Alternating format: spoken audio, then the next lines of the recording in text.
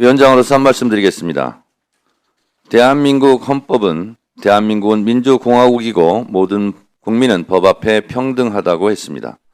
국민주권주의가 제1의 가치입니다. 대한민국 국민 어느 누구도 어느 기관도 헌법과 법률 위에 군림할 수 없습니다. 대법원도 대법원장도 예외가 아닙니다. 오늘 최근에 벌어진 조희대 대법원장 등 사법부의 대선 개입 의혹 진상규명 청문회를 개최합니다. 헌정사상 초유의 12.3 비상계엄 내란 사태도 천인 공로할 일이지만 대법원이 대선에 개입하려 했다는 사법 쿠데타도 엄청난 국민적 공분을 일으켰습니다. 유력 대선 후보의 후보직을 박탈하려 했다는 국민적 의심으로 대법원의 신뢰는 땅에 떨어졌고 이는 결과적으로 대법원 스스로 국민적 신임을 배반하였다 할 것입니다. 조희대 대법원장의 리더십은 회복하기 어려운 지경이고 사태의 목소리도 높습니다. 그렇다면 대법원은 이에 대해 소상히 국민께 보고할 의무가 있고 국회는 그 진상을 규명할 권리가 있습니다. 저희 법사위는 일주일 전에 조희대 대법원장 등 사법부의 대선 개입 의혹 진상규명 청문회를 의결했고 조희대 대법원장 등 대법관과 법원행정처 직원 등에 대한 증인 출석을 또한 의결했습니다. 그러나 조희대 대법원장을 비롯한 사법부 16명 전원이 불출석 사유서를 제출했습니다. 결론적으로 정당한 불출석 사유서가 아닙니다. 조희대 대법원장의 불출석 사유서를 한번 읽어보겠습니다.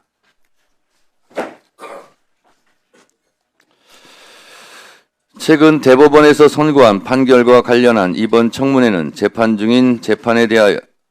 중인 재판에 대하여 합의 과정의 해명을 요구하는 내용을 담고 있어 사법부의 독립을 보장한 대한민국 헌법 103조, 합의 과정의 비공개를 정한 법원조직법 제65조, 재판에 관한 국정조사의 한계를 정한 국정감사 및 조사에 관한 법률 제8조, 국회법 37조 1항, 제2호, 비목 등의 규정과 취지에 반하는 것으로서 헌법과 법률을 준수해야 하는 저로서는 청문회에 출석할 수 없다는 입장을 말씀드립니다. 2025년 5월 9일 조희대. 이렇게 불출석 사유서를 제출을 했습니다.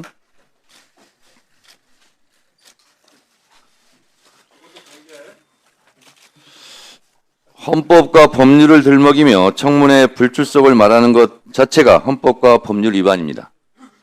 비겁합니다. 법원에서 늘 말하듯이 떳떳하다면 국회 청문회장에 나와서 진실을 밝히면 됩니다.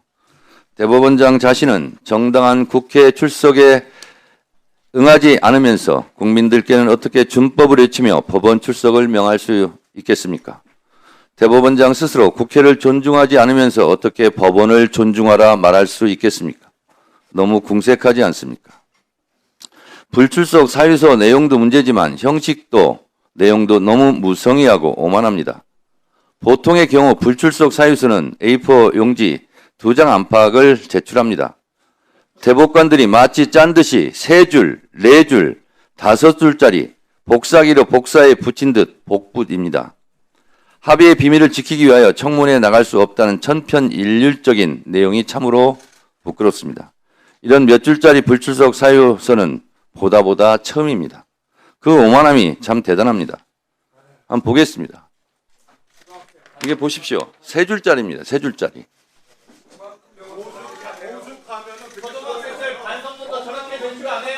3줄짜리, 4줄짜리.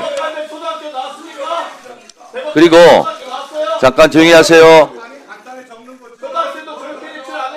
3줄로 쓰기에 민망했던지 폰트를 늘리고 자간을 늘려서 억지로 5줄짜리로 만든 대법관도 있습니다. 너무나 명료하기 때문에 간단하게 국회가 하는 행태가 말이 안 되는 것 같아. 많이 그러시는 거 아니에요? 이게 위원장님 전 국민 앞에 대법관들이 그 정도 수준밖에 안 된다고 공개해 주십시오. 그에 비해서 6필로 본인의 입장을 소신을 밝힌 대법관도 이렇게 있었습니다. 저는 6필로 이렇게 쓴 불출석 사유서도 또한 처음 봅니다.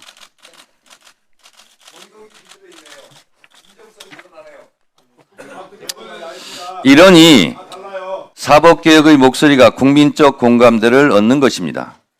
그동안 미뤄왔던 대법관 증원을 위한 법원 조직법 개정안, 재판소원에 관한 헌법재판소법 개정안, 조의대 특검 법안에 대한 국민적 요구가 높다고 생각합니다. 병원 반성부터 하세요. 사과부터 하세요. 제 법사위원장 임기 내에 대통령 반드시 처리하겠습니다.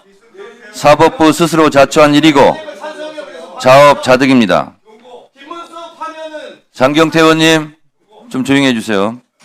헌법과 법률을 모범적으로 지켜야 할 사법부가 대선에 개입하여 국민 참정권을 박탈하려 했고 진상규명을 위한 국회 청문회에도 몇 줄짜리 부출석 사유서를 내고 에헴 하고 앉아있는 오만한 자세가 마치 높은 법대에 앉아 헌법 위에서 국민 위에서 군림하려는 것으로 비춰지지는 않는지 대법원 스스로 깊은 성찰을 하시기 바랍니다. 법물이 터진 사법개혁에 대한 국민의 명령을 사법부는 결코 막을 수 없다는 점을 깨닫기 바랍니다. 두꺼운 겨울옷을 입고 봄날을 맞이할 수는 없는 노릇입니다. 사법부도 봄이 오는 소리를 듣기를 바랍니다. 사법개혁에 대한 국민의 목소리를 잘 경청하기 바랍니다. 처장님, 예, 아무리 대법관이고 판사들이지만 잘못한 건 잘못한 거지 않습니까? 잘한 건 잘한 거고 그러지 않습니까? 말씀대로 되겠습니까? 다 잘했다고만 어떻게 얘기합니까? 말씀대로 되겠습니까? 제가 말을 하면 말 좀 끝나고 얘기하세요. 그러면 자, 버스를 탈 때나 아니면 기차, 지하철을 탈 때나 줄을 서면 새치기 하면 됩니까? 안 됩니까? 안 됩니다. 안 되죠?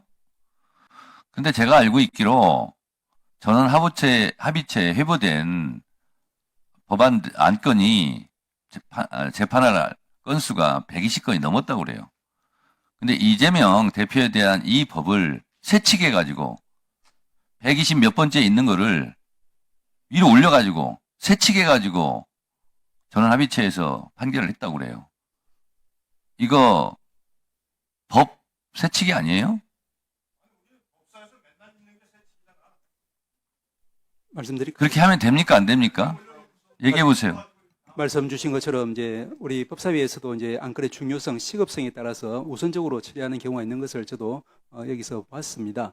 그리고 저희들 대법원뿐 아니라 1심과 2심에서도 많은 사건들을 처리하면서 선택과 집중에 따라서 사안의 중요성, 시급성에 따라서 알겠어요. 순서를 좀 달리. 자, 그러면 633 얘기를 하지 말았어야죠. 왜 다른 거는 3개월을 얘기하면서 이건 30일, 36일 합니까? 그러니까 불공정하다고 얘기하는 거예요. 그냥 3개월 거기에 맞춰서 했으면 그렇게 했나 보다 하죠. 계속 633 얘기하면서 본인 스스로, 대법원장 스스로 얘기했던 633도 안 지킨 거 아니에요. 밑에 있는 거 쫙 뽑아 올려가지고 위로 딱 올려가지고 새치기 해가지고. 말씀드려도 되겠습니까? 그래서 우리 법원 행정처장님, 예. 그러면 지금 중앙지법 김주옥 부장판사를 비롯해서 판사들이 여러 명이 지금 코트에 썼잖아요. 그러면 그 판사들이 엄청나게 잘못한 겁니까? 제가 같은 판사들이잖아요. 입장이라는 건 알겠는데, 행정처장에서 공공한 입장이라는 걸 알겠는데, 국민 상식 안에 있다고 그랬잖아요, 법도.